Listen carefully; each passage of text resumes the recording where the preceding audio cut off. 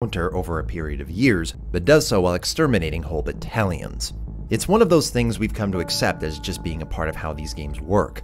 To tell stories, you need characters, and to have gameplay, you need something players control. Thus, you're someone fighting in a war, where their improbable survival and slaughter can be swept up in the hyper-reality of fiction. And this is probably what makes multiplayer so compelling for people. To no longer be a one-man army, to face your equals, and one of the longest-running multiplayer franchises is about to release once again. Battlefield's reinvented itself several times over the years due to innovation. 1942 brought large-scale combat unlike anything else on the PC market. Battlefield 2 introduced squad gameplay and large-scale tactics involving commanders, something found today in Rising Storm and Squad. And with Frostbite came the franchise's most infamous feature: destruction.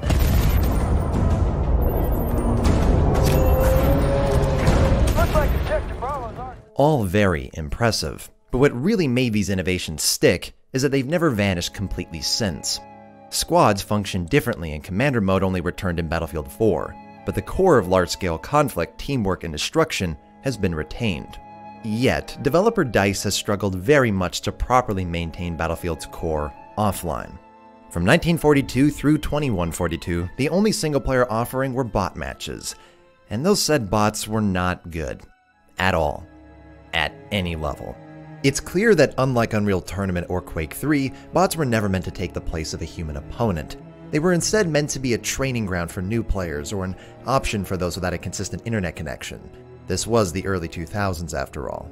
But as time passed and support for the offline modes dwindled, it became clear that playing with computer opponents presented Battlefield in the same way listening through Apple earbuds presented music. It was a sliver of the intended experience. Fast forward a decade later, and the series has found itself on the opposite end of the spectrum, telling personal stories of individuals throughout land and time to little fanfare, with the most successful campaigns in the eyes of fans being Bad Company's 1 and 2 and 2016's Battlefield 1. But Bad Company's charm mostly stemmed from its likable characters, while the only notable feature compared to shooters at the time were its open-ended if sparse levels, that its sequel casted aside in exchange for linear set pieces that lack spectacle or sophistication.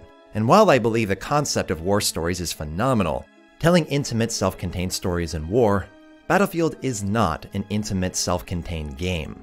Its vehicles weren't designed to progress through linear roads, gunplay wasn't made for corridor crawls, and the setting isn't meant for a one-man army Rambo raid. From its inception, Battlefield was a sandbox that took all of these elements and smashed them together. Weapons, vehicles, and squads actively contributed to each other, rather than isolate themselves. Without this sandbox, Battlefield ceases to be what it is, and that's why DICE have struggled so much with their campaigns. However, there's one definitive mechanic that's never returned. Despite its potential for expansion, depth, and ability to portray war in a manner that's unique and perfectly suits Battlefield's sandbox gameplay through single player. It's found, weirdly, in here.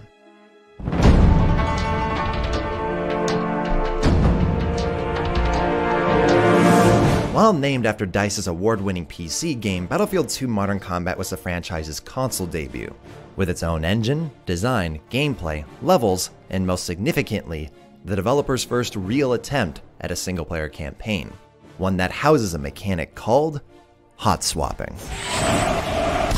Rather than following an individual or squad, Modern Combat sets up a fictional war between NATO and Chinese forces in Kazakhstan.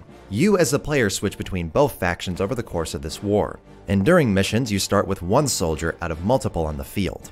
But at any point you can look towards an ally, press a button, and take control of them instead. This feature was ingeniously simple, being no more complicated than jumping, yet far more valuable. Being able to swap between troops isn't just cool, but affects the entire experience, addressing some of the most popular tropes Battlefield popularized. You don't need to utilize menus in order to select classes or vehicles. You don't need to waste time traveling towards an objective miles away, and missions end once you've drained the level's reinforcements, not when one man goes down. Modern Combat avoids the gameplay interruptions we've grown accustomed to, and without dumbing down the experience. There's still tension, strategy, and punishment for your mistakes, while avoiding lists, timers, or loading screens. You're never taken out of the game until it's over, and without resorting to cutscenes or overtly scripted missions. The mechanic responsible for these subtle but significant advancements has no limit.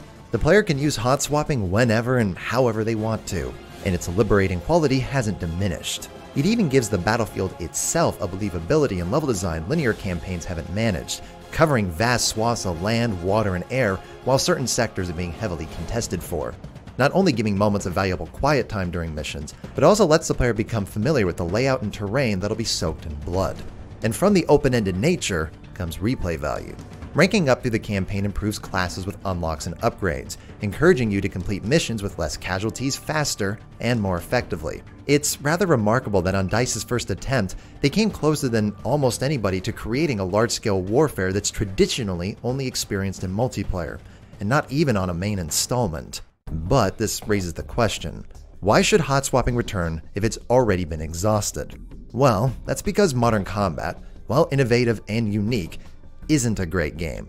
Firstly, it becomes quite clear just how many concessions had to be made in order to even function on the PlayStation 2 and Xbox. And while visuals received an upgrade for Xbox 360, audio design is a mixed bag, and the frame rate struggles to the point of damaging the gameplay experience.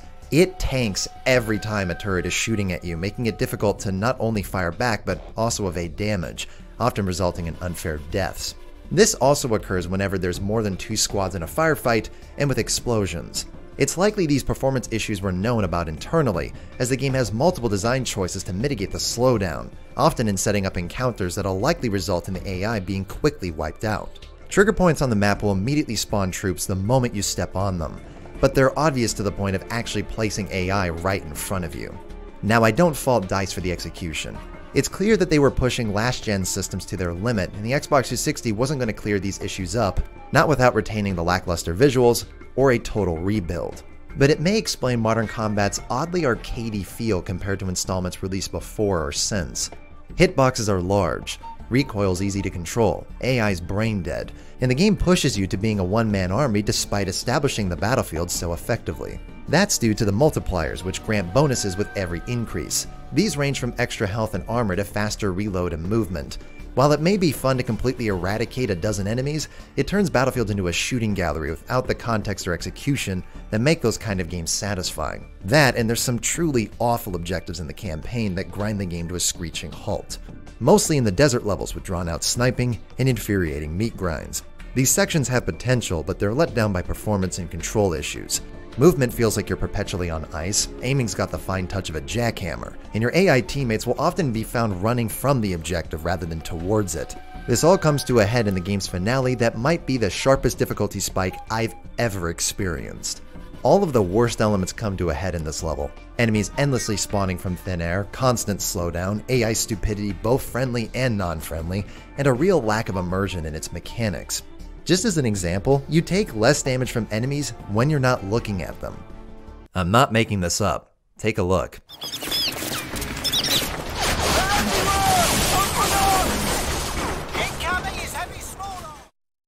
So you see, while hot swapping might be a brilliant mechanic, one I believe could be another defining innovation for the Battlefield series, the game in which it originates wasn't DICE's finest hour. It didn't have a chance to truly shine. Not in a game where immersion and intensity are overshadowed by combo meters and high scores. It's at the stage destruction was in Bad Company 1, and what this mechanic needs is that next level. There's glimpses in Modern Combat of what I think could be done with hot swapping, specifically in its context. Rather than being used to further multipliers in combat, something that's entirely mechanical, why not use it thematically along with gameplay? While Modern Combat is mostly an arcade shooting gallery, at times it really demonstrates the vulnerability of soldiers and the sheer amount of lives lost to war. Throwing troops into a choke point without any other immediate tactic is frustrating in the context of a T-rated score-based game, but picture this with the M-rated brutality of Battlefield 1. Imagine if the opening of that game wasn't a series of scripted events, painstakingly crafted to present the Great War's tragedy. Imagine if that all occurred in real time, dynamically, naturally, to the player in their own personal campaign. There's potential to give squad commands, use specific number of troops for missions, planning phases, dynamic objectives, specialist allies and enemies, suppression, dialogue, characters. There's so many directions to use hot swapping to create an accurate Battlefield experience that can be used for an intense and strategic shooter, but also one that can demonstrate the bloodshed and butchery humanity's capable of. Because currently, even in the most violent games,